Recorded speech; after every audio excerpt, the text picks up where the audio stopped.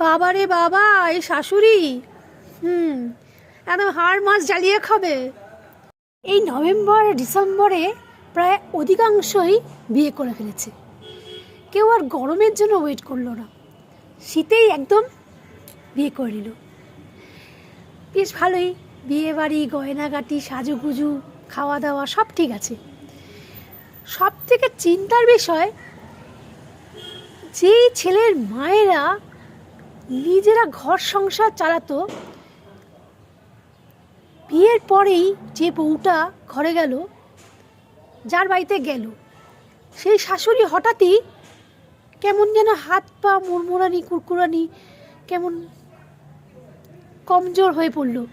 মানে যে শাশুড়ি সব ঘরের যে যাবতীয় যা দায়িত্ব পালন করতেন, রান্নাবান্না থেকে শুরু করে সকালের চা জলখাবার থেকে শুরু করে, সেগুলো যে একা হাতে করতেন, বিয়ের কয়েকদিন পর থেকেই আর পারছেন না।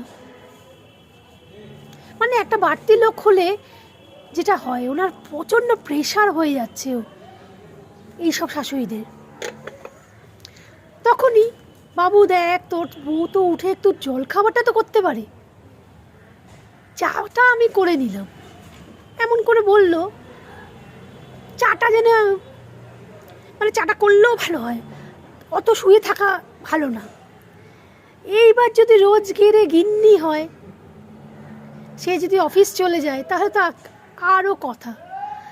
কিছু কিছু শাশুড়ি সত্যি খুব ভালো, তারা কিন্তু প্রচণ্ড বউদের সাপোর্ট করে, টিফিন বানিয়ে দেয়, টিফিন গুছিয়ে দেয়, কুটোটি নাড়তে দেয় না।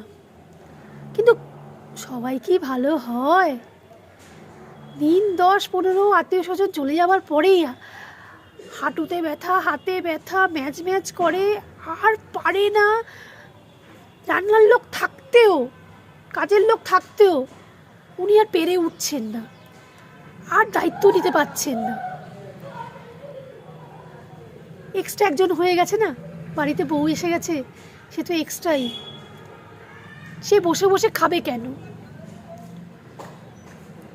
শাশুড়িদের চিন্তা ভাবনা। তখনই সে খুব অসুস্থ হয়ে পড়ে।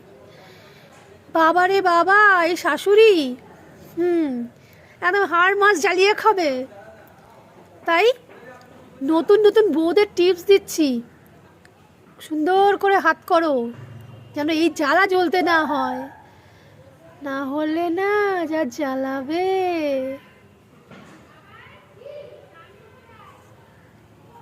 এক্সট্রা একটা লোক হয়ে গেলেই শাশুড়িগুলোর অবস্থা খারাপ হয়ে যায়। তাড়াতাড়ি ঝটপট সুমনাকে ফলো করুন তো, এইসব যদি আরও কিছু টিপস নিতে হয় তো, পেতে হয় তো।